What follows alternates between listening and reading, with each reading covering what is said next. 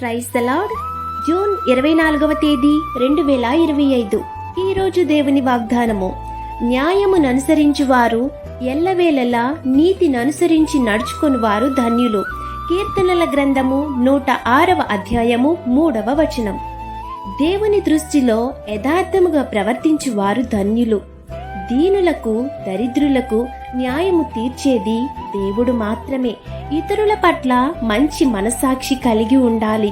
మంచి ప్రవర్తన కలిగి ఉండాలి. ఇతరుల పట్ల మేలు చేయడంలో విసిగిపోకుండా ఉన్నట్లయితే తగిన సమయమందు దేవుడు హెచ్చిస్తారు. అలేక మేలు చేసిన ఎడల మంచి పంటను మీరు కోతురు.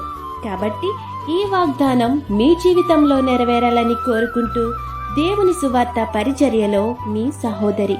ఆమేన్. God bless you. Download ShareChat.